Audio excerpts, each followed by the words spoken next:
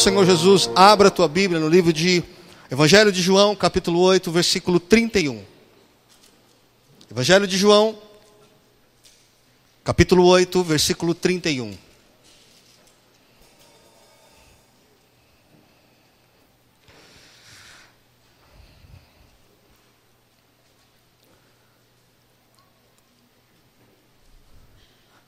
Amém?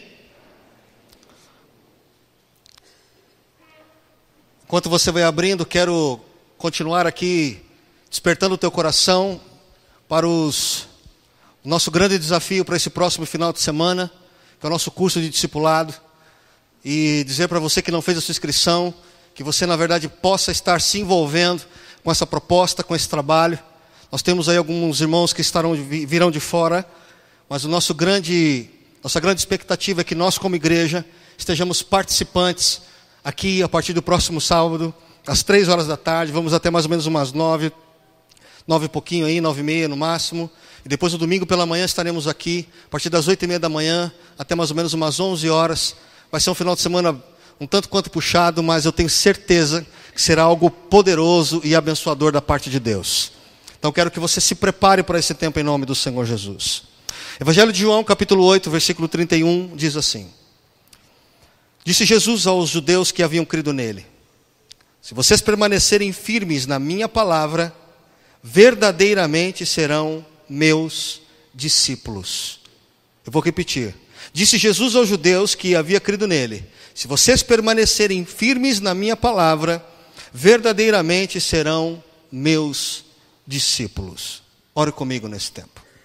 Pai, em nome do Senhor Jesus, teu Espírito nos leve neste lugar a entender, e mais do que entender, que haja revelação, espaço para o teu Espírito revelar a nós, em nosso espírito, os teus propósitos, os teus planos, a tua palavra que é alimento, a tua palavra que é suficiência para a nossa vida sobre esta terra.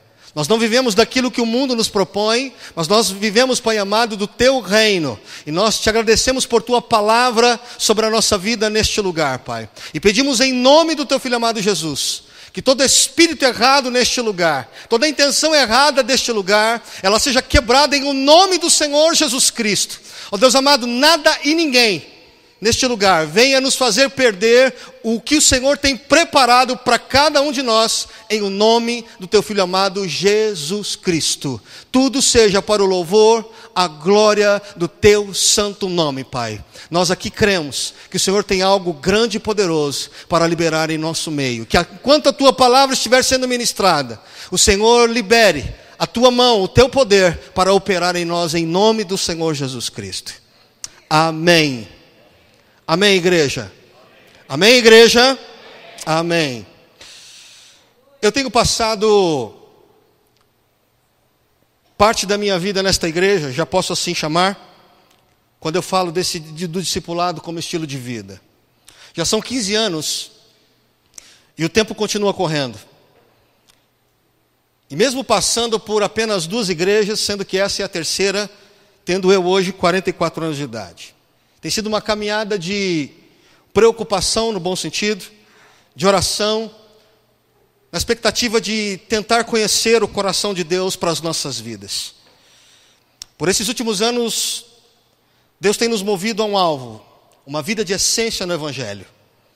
Algo que possamos aprender e que não fique apenas na teoria, mas acima de tudo que a gente possa crer e colocar em prática, visando agradar a Deus e ao mesmo tempo testemunhando para o mundo o que Ele tem colocado em nossas mãos.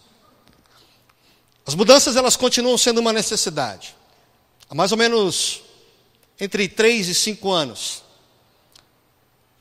eu tenho sido impactado com a palavra de Deus sobre este tema. Eu venho percebendo a necessidade de mudanças em nossa caminhada como cristãos, como filhos de Deus. E eu espero que sejam mudanças para melhor, porque eu creio que é para melhor. Uma das preocupações que tem permeado o meu coração como pastor e líder é sobre a saúde da igreja. Você que está conosco há um bom tempo sabe disto. E como parte da liderança deste lugar, o nosso desafio é suprir as vidas que aqui chegam, que aqui buscam guarida, que buscam diferença, que buscam mudança em suas vidas. Prover espiritualmente aos filhos de Deus não é tarefa fácil.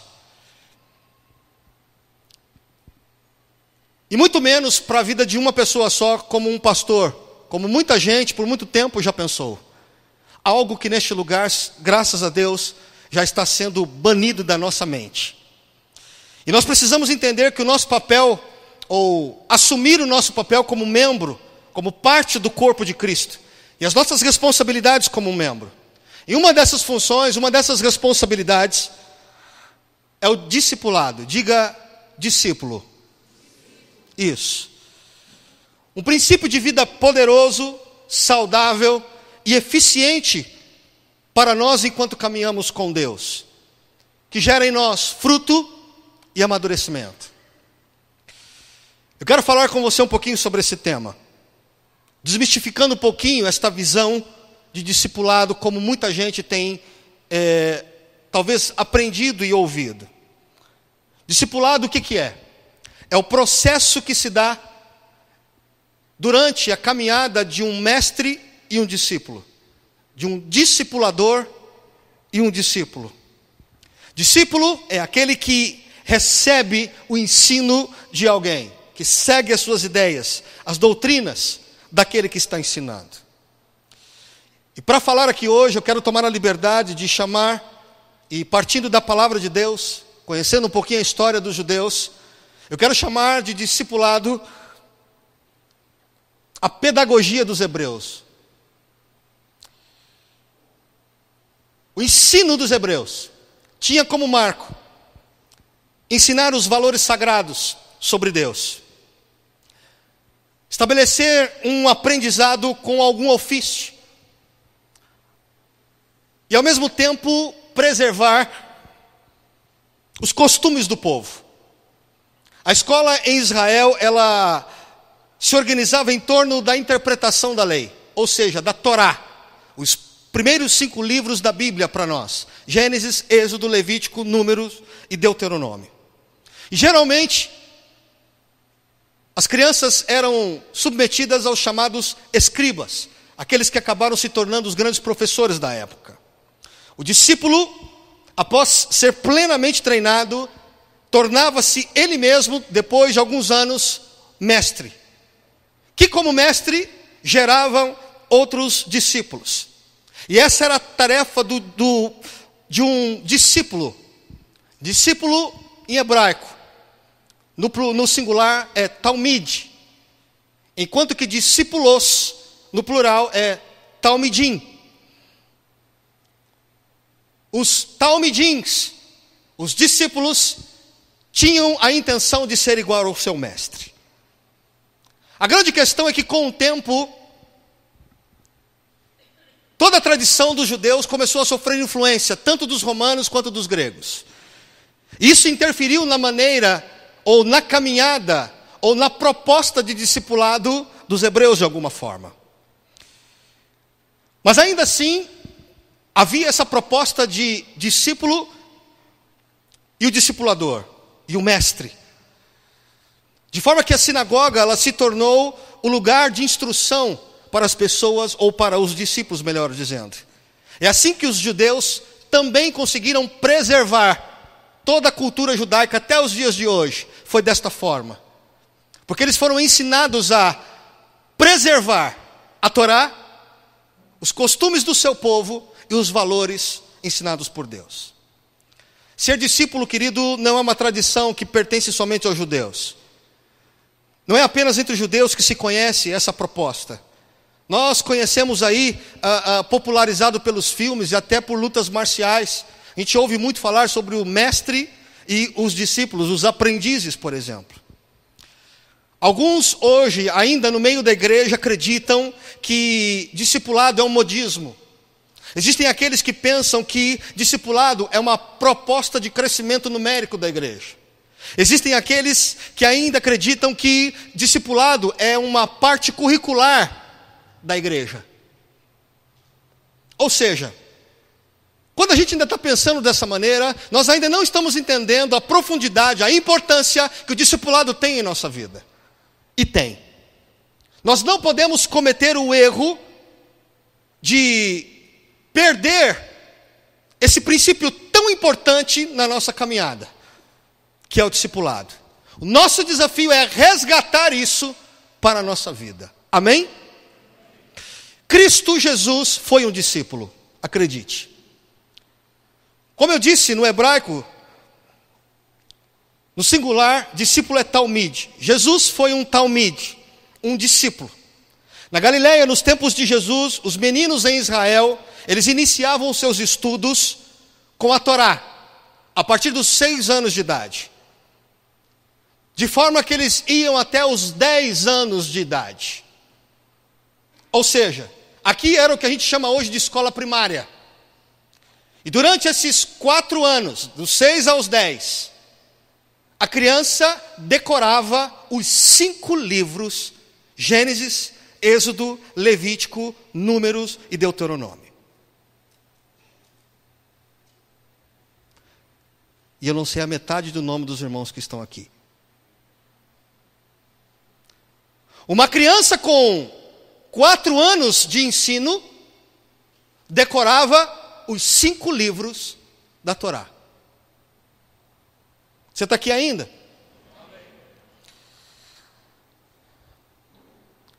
Apenas os alunos que se destacavam seguiam para a escola secundária. Eles mergulhavam nas escrituras em relação aos outros livros.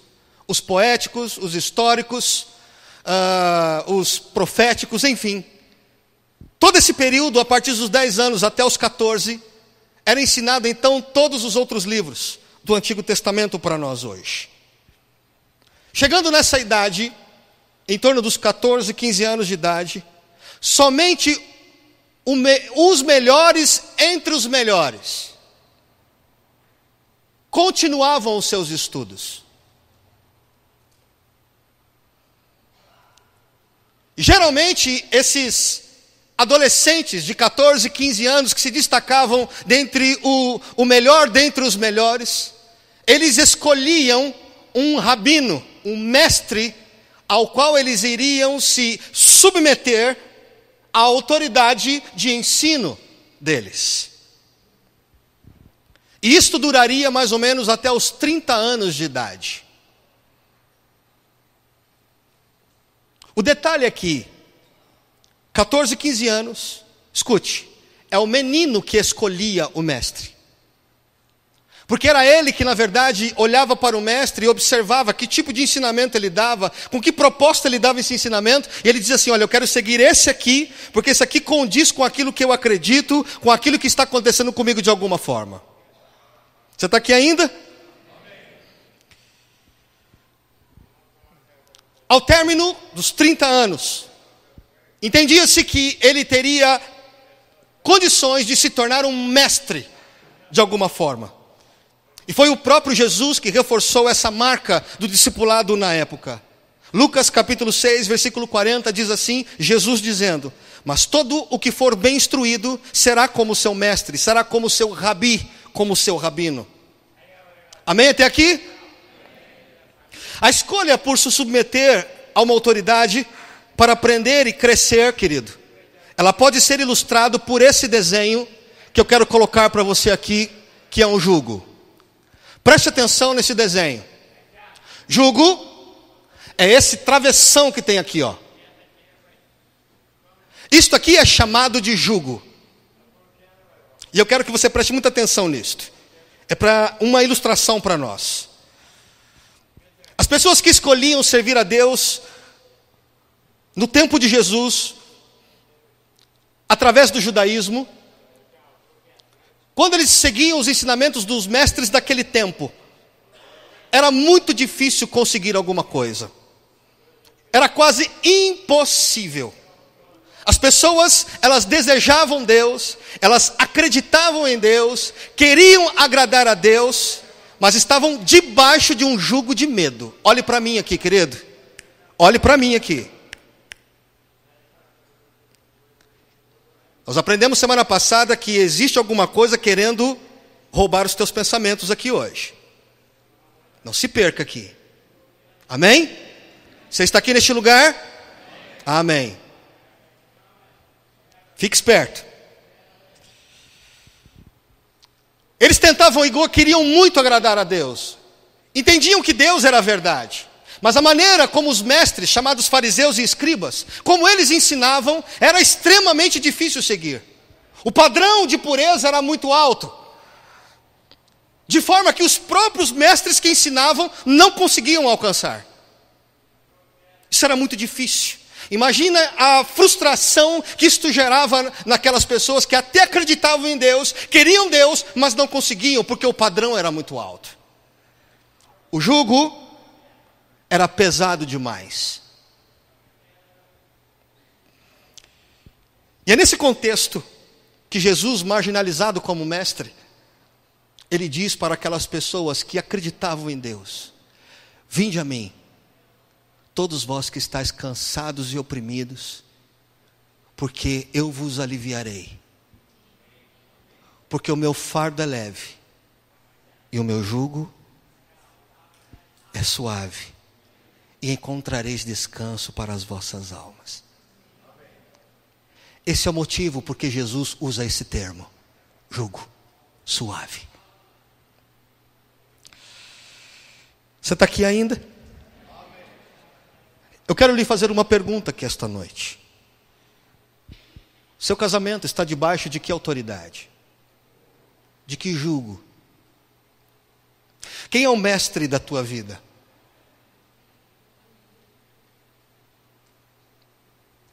Você é guiado por quem, afinal de contas? Sua vida espiritual está debaixo de que jugo? Porque você pode dizer para mim aqui esta noite: não, mas eu não quero jugo nenhum na minha vida. Não existe essa possibilidade. Olhe para mim, na pior das hipóteses, ou você está com Deus ou você está com o diabo. Não tem como escapar. Pergunta que eu faço para você aqui é: quem tem guiado a tua vida? E como filhos de Deus, nós somos convidados por Cristo a colocar debaixo dele. Ele como autoridade. Ele tem o jugo o qual nós podemos caminhar leve para com ele. Amém, meu querido? Portanto, a proposta de Deus para mim e para você é: sai da religiosidade. Sai da hipocrisia, sai do pecado. Sai dessa vida de aparência. Sai dessa vida pesada que você anda levando com Deus. E que você acredita que é Deus que está de repente criando e gerando todo esse peso para a tua vida. Talvez é tempo de você começar a repensar que todo esse peso que você anda recebendo e tendo sobre a sua vida nada tem a ver com Deus. Fala-se sobre Deus, manifesta-se Deus, mas não é Deus quem está propondo esse peso para você. Foi Jesus quem disse: o meu jugo, ele é suave. Amém? Amém, meu amado? Um discipulado sem discriminações. Esses pouquíssimos meninos da elite intelectual de Israel, eles eram chamados de Talmidim, como aqui dito. E olha que aqui sempre eram chamados somente os meninos e não as meninas. E tudo indica que Jesus passou por esses estágios, ao menos até os 14 anos. E isso é grande verdade porque em Lucas capítulo 2, versículos de 41 a 51, fala do momento em que Jesus está no templo, falando com os mestres da sua época. E diz que Jesus impacta, na verdade, os sacerdotes e os sábios dentro do templo. Jesus parece ter abandonado, porque a Bíblia diz que se Jesus estava, na verdade, conversando com os grandes, é porque, no mínimo, ele foi direcionado, conduzido a aprender a Torá tanto quanto. Porém, quando chega a esse período dos 14 anos, parece que Jesus ele não prossegue. Parece que ele volta à casa dos seus pais para aprender o ofício. Porque quando as crianças não conseguiam se destacar como as melhores, elas voltavam para a casa dos seus pais. E lá os seus pais ensinavam o ofício que ele sabia, ou algum outro ofício, para que ele na verdade não ficasse à toa.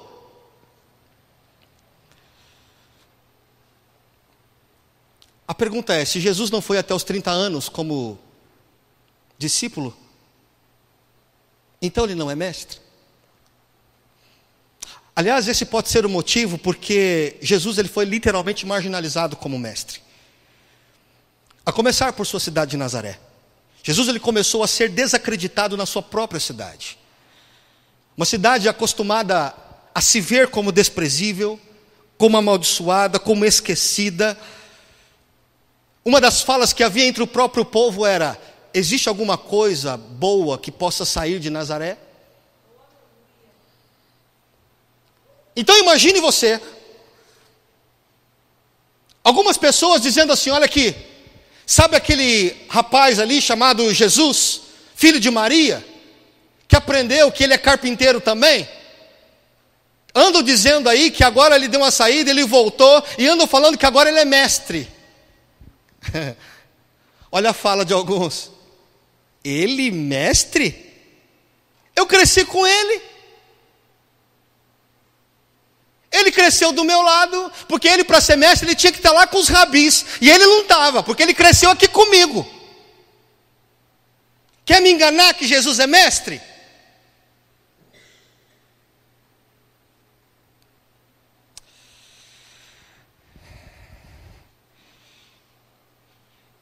Como é que um carpinteiro vai ser mestre? Jesus ele era mestre, querido, porque ele conseguiu ajuntar muitos seguidores. E a diferença marcante na vida de Jesus é que ele não escolheu só menino. Ele escolheu menino, menina, homem, mulher, idoso, branco, negro, pobre, rico, aquele que quiser vir após mim.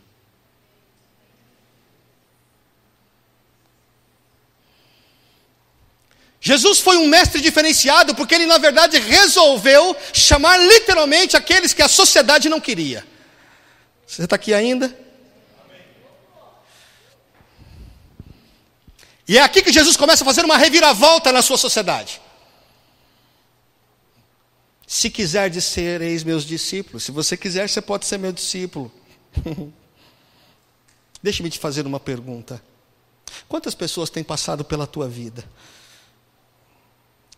pela qual o seu preconceito não te tem permitido pregar e falar de Jesus?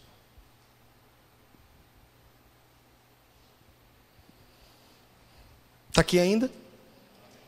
Quais são as desculpas que você de alguma forma tem dado? Ah, eu não tenho horário, eu não tenho tempo, eu não sei ensinar, eu acho que ainda não é momento para mim. O que é que você na verdade tem usado como desculpa? O que é que você tem usado ainda como fala? O que é que você tem usado como justificativa para não cumprir o que Deus tem colocado em sua mão como discipular? Mostrar Jesus.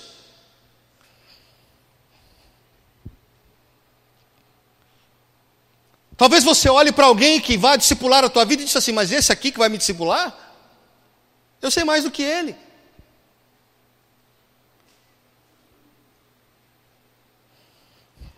Talvez você esteja dizendo: olha, eu não preciso de discipulado, eu já conheço a Bíblia, eu já caminhei com Deus um tempo, eu já sei de uma série de coisas aí que muita gente não tem. Olha, eu conheço mais até do que quem vai me discipular, eu tenho quase certeza.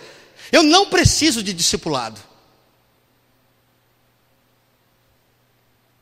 Permita-me te propor algo aqui, um conselho esta noite. Não permita que o espírito de Nazaré te alcance. Você está aqui ainda? Porque se eu não estou sendo discipulado e não estou discipulando, eu ainda não estou cumprindo a palavra de Deus na minha vida. Você está aqui, querido? Se eu não fui discipulado e eu não estou discipulando, alguma coisa de errado está acontecendo comigo como cristão.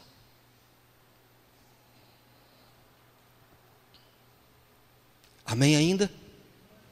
Vida na vida. Um discípulo ele era treinado completamente para se tornar um mestre. Para que lá no futuro ele forme os seus próprios discípulos. Para que ele se torne plenamente um rabino, um mestre. Os discípulos eles aprendiam tudo com o seu mestre. Aprendiam tudo. Mas mais do que aprender, Olha aqui para mim. Eles queriam ser. Fale ser. Fala ser, querido. Eles não queriam só aprender. Eles queriam ser como mestre. Isso aqui faz muita diferença.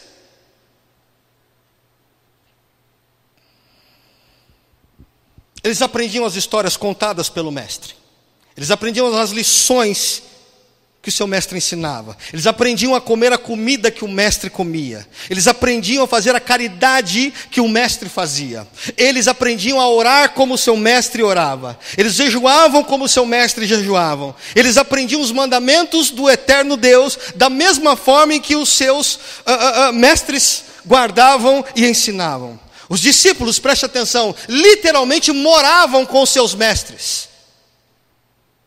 Conceito que para nós hoje é impensável no mundo ocidental, século 21. Eles viviam de tempo integral com os seus mestres. Faziam suas refeições com ele. Seguiam o mestre para todo lugar que fosse. O mestre ensinava a eles tudo o que podia. Isso era levado tão a sério, meu amado, que haviam dois aspectos que manifestavam isso na cultura judaica. Primeiro, na tradição judaica havia um ditado que dizia o seguinte: que um discípulo ele deveria ser coberto pelo pó do seu mestre. Ou seja, o discípulo ele tinha que andar tão próximo do seu mestre que a cada passo que o mestre dava e levantava a poeira, essa poeira pegava no discípulo.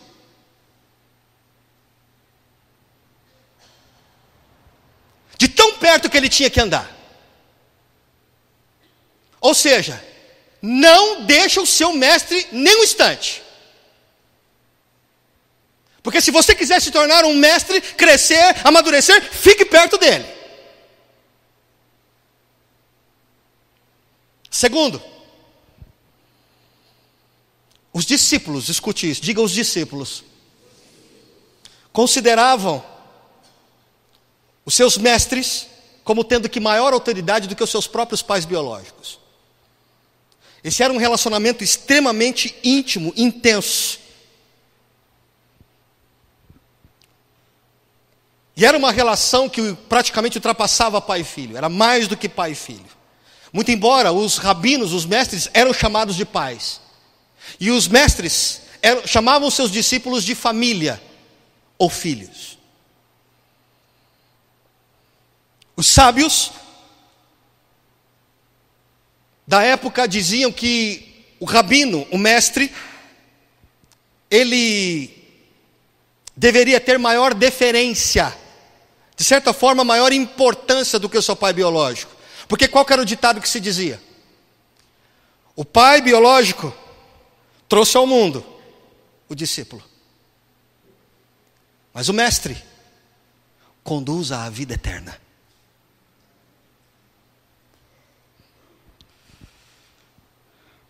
Hoje em dia, e eu quero falar de nós aqui como igreja, nós chamamos de discipulado os nossos momentos de ensinos com alguns temas bíblicos. Nós temos aqui uma apostila, onde nós falamos de vários temas bíblicos.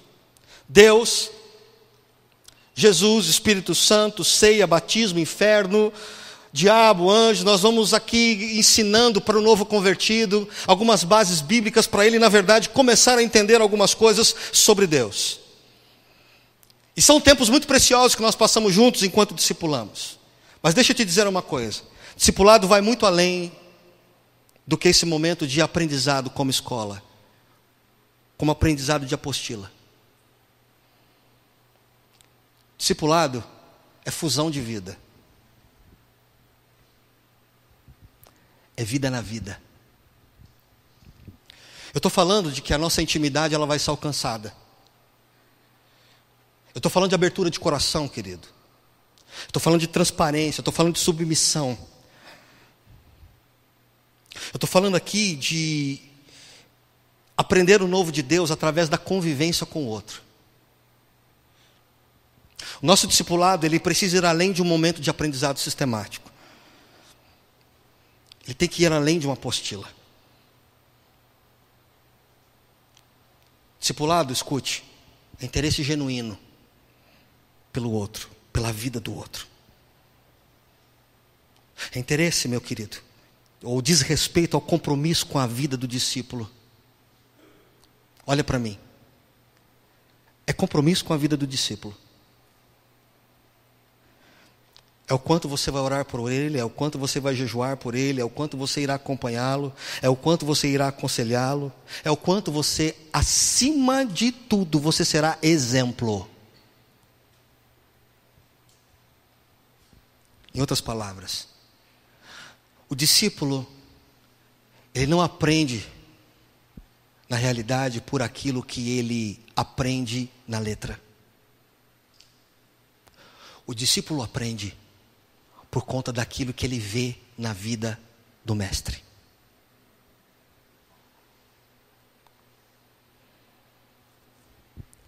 O discípulo aprende por conta daquilo que ele vê na vida do discipulador.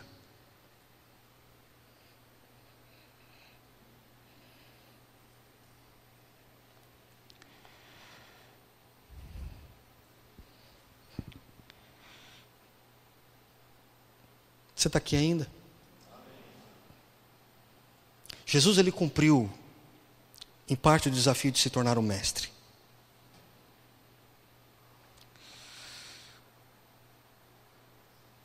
Como eu já disse, ele possivelmente abandonou, a partir dos 14 anos, toda aquela trajetória até os 30 com os mestres da época. Ele resolveu seguir os propósitos do Pai Celeste. Levar o mundo a uma transformação. Sua palavra, amor, graça, salvação. Como é que ele fez isso? Ele convidou 12 homens. Incultos, alguns ricos ilicitamente, alguns pobres, alguns simples, alguns incrédulos, alguns explosivos. Ninguém perfeito.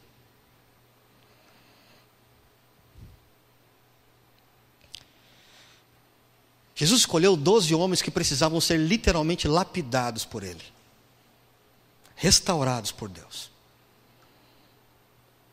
E isto se deu na caminhada de 3 anos juntos. Um experimentando a vida do outro. Jesus entrando na vida dos discípulos, os discípulos entrando na vida de Jesus. Jesus ensinava pela fala, mas acima de tudo pelo exemplo. Havia tanta autoridade quando Jesus ensinava, que as pessoas não tinham coragem, não tinham condições de dizer, como é que alguém pode ensinar com tanta autoridade desse jeito? Como é que alguém, na verdade, tem tanto poder enquanto fala, enquanto ensina? E a Bíblia diz que não só os discípulos, mas uma multidão seguia Jesus.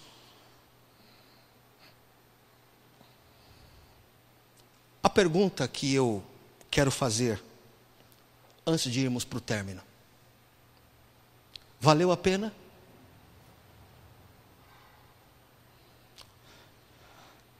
Está aqui ainda? Tiago, filho de Zebedeu, foi o primeiro a morrer. Foi decapitado à espada, por ordem do rei Herodes. André, irmão de Pedro, foi crucificado em Ática, na Ásia Menor. Ele continuou chamando a atenção daqueles que estavam judiando dele, até o último suspiro de vida. Tiago, filho de Alfeu, foi lançado do pináculo do templo de Jerusalém, e quando caiu, ainda foi apedrejado até a morte.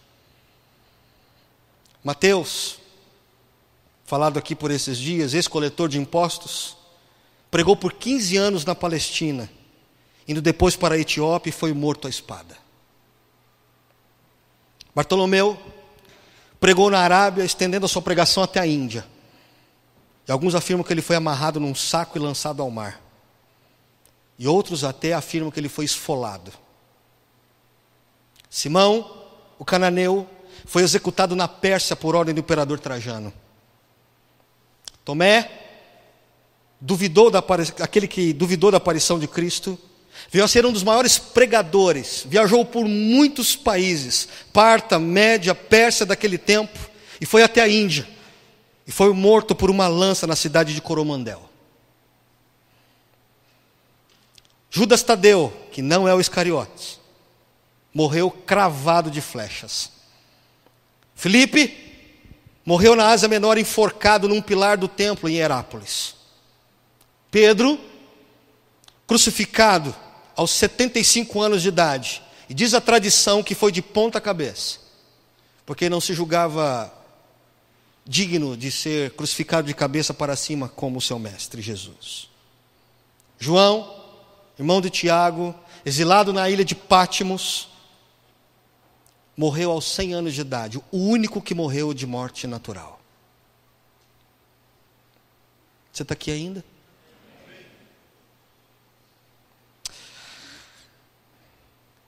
Pastor, eu estou fora desse negócio de discípulo.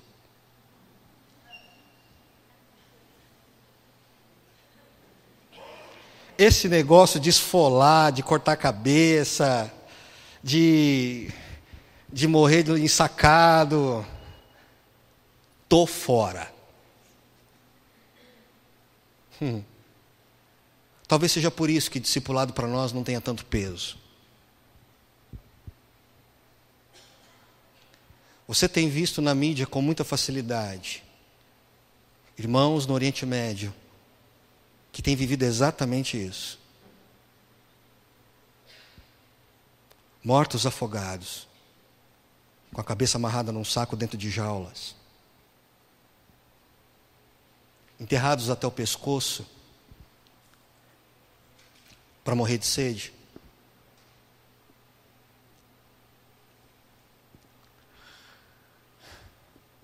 Você precisa levantar as mãos para os céus, porque você não vivencia isso. Pelo nome de Jesus. Eu vi um vídeo que eu fiquei impactado tempos atrás. Eu vi um jovem de 18 anos que confessou Jesus como o Senhor de sua vida. E ali estava um homem do Oriente Médio, da ISIS, Estado Islâmico, que eu não gosto desse termo. E aquele homem falando algumas palavras e repetindo algumas palavras em árabe. E aquele jovem com as mãos amarradas para trás. Enquanto isso, ele estava com o joelho na cabeça dele, com uma faca na outra mão, enquanto ele estava orando a Alá. Quando ele terminou a sua oração, ele pegou essa faca totalmente cega e começou a cortar o pescoço daquele jovem.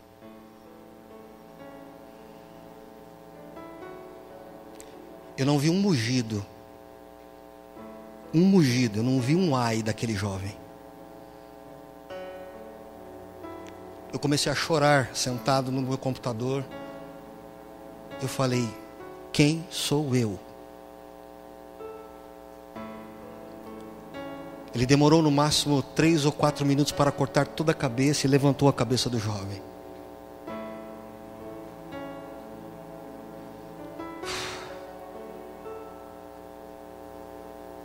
Eu fiquei me perguntando, que tipo de discípulo eu sou?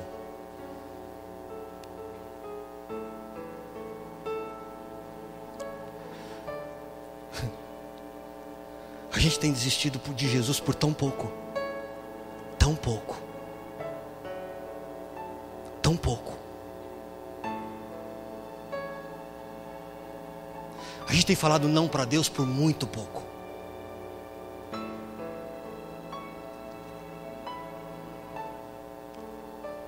Abra sua Bíblia comigo. Lucas capítulo 14. A partir do versículo 25.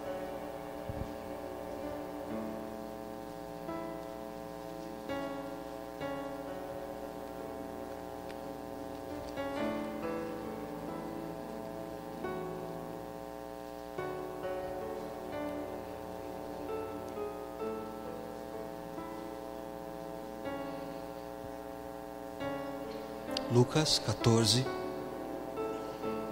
a partir do versículo 25.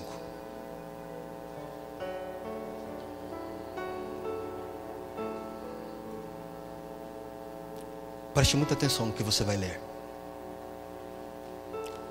Uma grande multidão e acompanhando Jesus. Lá estava a multidão.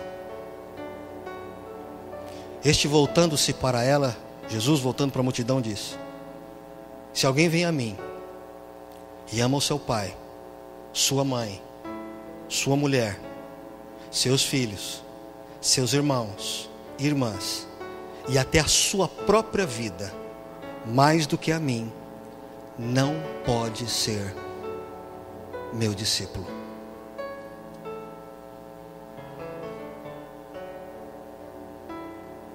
Olhe para mim por um instante.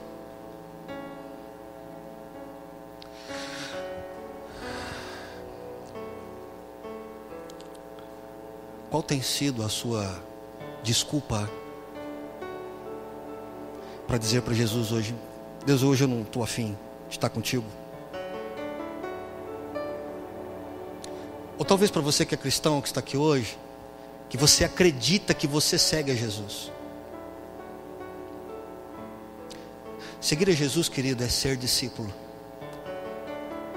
Talvez você esteja confundido com crer em Jesus. Crer, muita gente pode crer, e até o diabo crê em Jesus. Agora não se engane, achando que você está seguindo a Cristo, quando na verdade você ainda ama, ou tem como maior amor, os seus próprios tesouros. E Jesus, ele é muito denso aqui, porque ele diz o seguinte, ele cita exatamente aquelas pessoas que a gente mais ama, os nossos maiores tesouros. Ele está dizendo exatamente isso. Olhe para mim, querido. Jesus está perguntando para mim e para você hoje: já largou seu filho?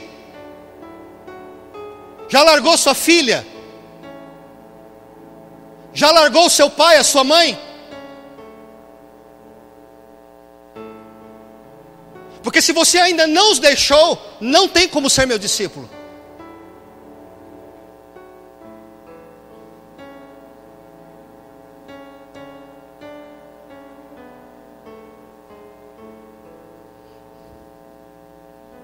E quanta gente ainda amarrada, literalmente, nos seus amores. Aqui a proposta não é para você abandonar o teu marido não, viu? Ah, pastor, o quê?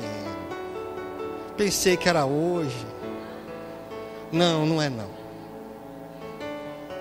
A proposta aqui, meu querido, não é para você abandonar o seu filho.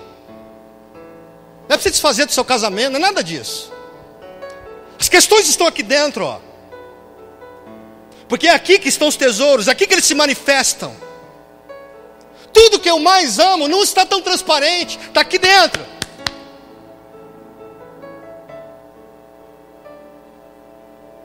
E é Jesus quem está dizendo para mim: e aí? Já abriu mão daquilo que você tanto ama?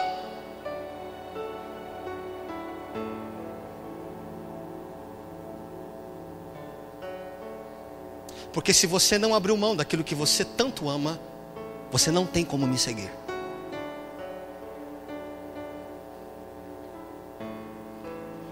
Continua lendo comigo. Versículo 28. Qual de vocês, se quiser construir uma torre, primeiro não se senta e calcula o preço para ver se tem dinheiro suficiente para completá-la? Porque se você lançar o alicerce e não for capaz de terminá-la, todos os que a virem dirão dele, dizendo: este homem começou a construir e não foi capaz de terminar. Olha para mim. Palavra dura hoje, né? Sabe o que Jesus está falando para mim e para você aqui? Olha aqui. Analisa primeiro o que você vai fazer. Presta atenção se você vai dar conta do que você está assumindo hoje.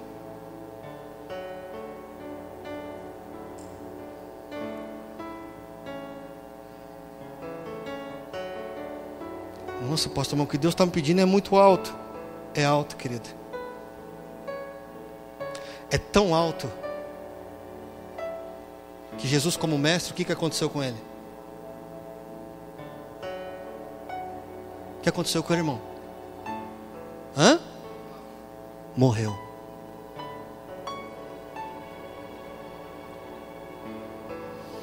Está aqui ainda.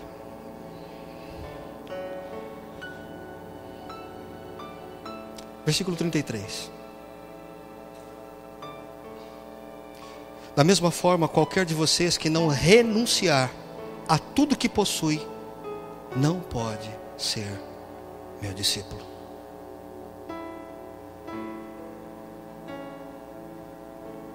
Olhe para mim. E eu termino.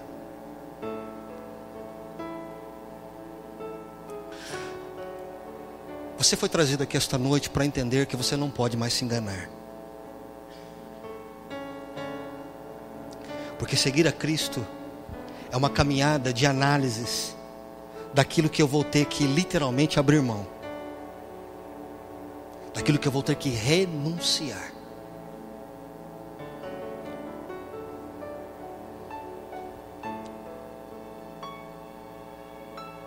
Você está em pecado? Que bom que você crê em Jesus, porque você ainda tem uma chance de você se arrepender. Porque a Bíblia diz que seguir a Cristo é caminhar como o Mestre caminhou, é ser como Ele foi.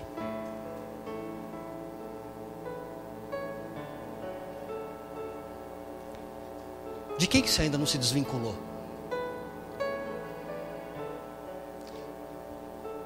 De quem? A gente não está passando por nada disso, já percebeu? Não tem perseguição para nós aqui hoje. Não existe perseguição para a nossa vida, não existe, querido. Não existe.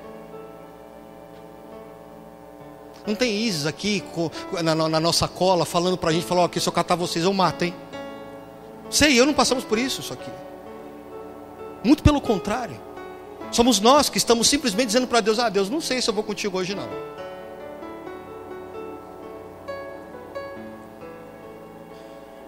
Querido, como igreja, desperta em nome de Jesus. Desperta em nome de Jesus. Deus não precisa de mim e de você. Somos nós que precisamos dele. Se eu tiver que resumir a palavra discípulo, é isso. Eu tenho que morrer para mim. Se eu não morrer, eu não posso continuar em Deus. Não há como.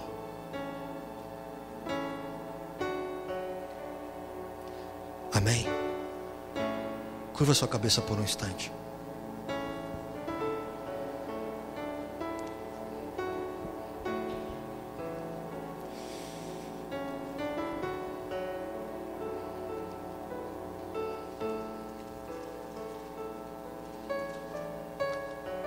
Escute.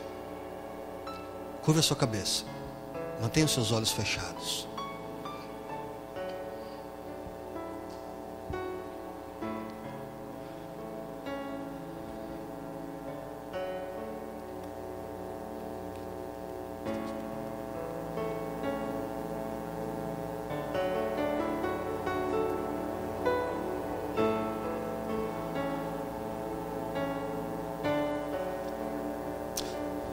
O Senhor me fala aqui esta noite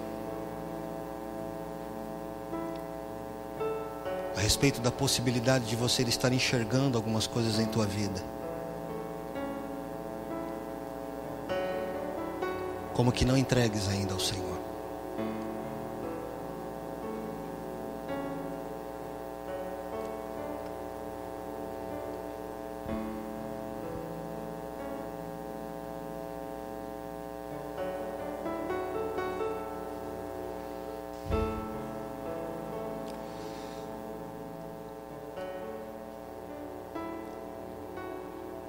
É tempo de refletir e pensar.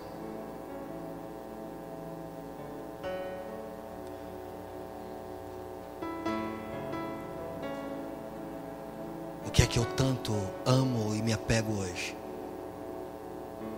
que eu não entrego definitivamente, que eu não morro para isto? O que em minha vida, em minha vontade, prevalece, que eu não consigo morrer para isto e nem entregar a Deus? Ministério, dinheiro, status, conforto, filhos, cônjuge. O quê?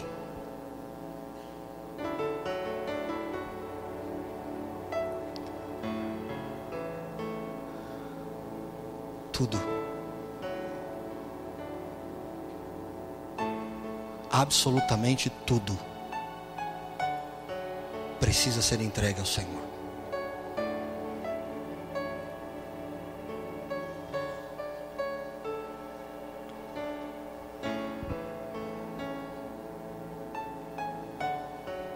Obrigado esta noite, Senhor, por Tua palavra. Mas eu sei que eu oro neste momento, neste lugar, por vidas, por corações que sabem, precisam tomar uma decisão por Ti.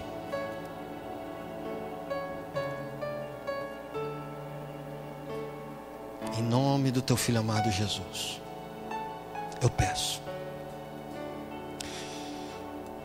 Não deixe essas vidas saírem daqui, Pai, da mesma forma que entraram.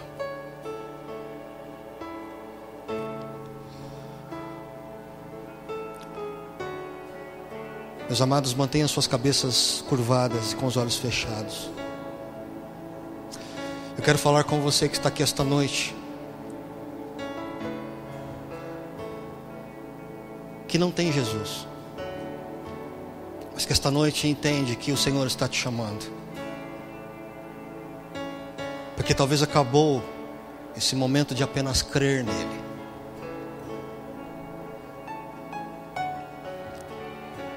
É tempo de segui-lo. É tempo de caminhar nos passos de Cristo.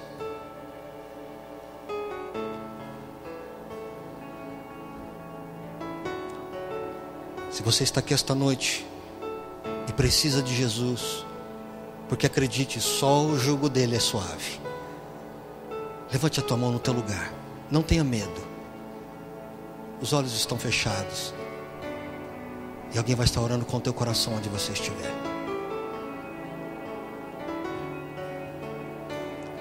Não tenha medo. Jesus é aquele que tem o poder de aliviar o teu peso, toda essa carga pesada que você há muito tem carregado. É tempo de alívio sobre a tua vida.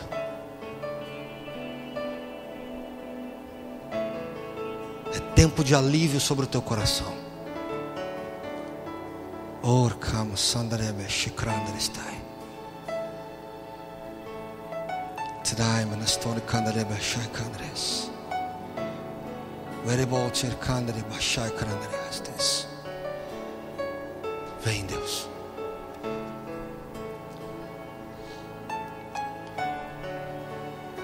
Amém.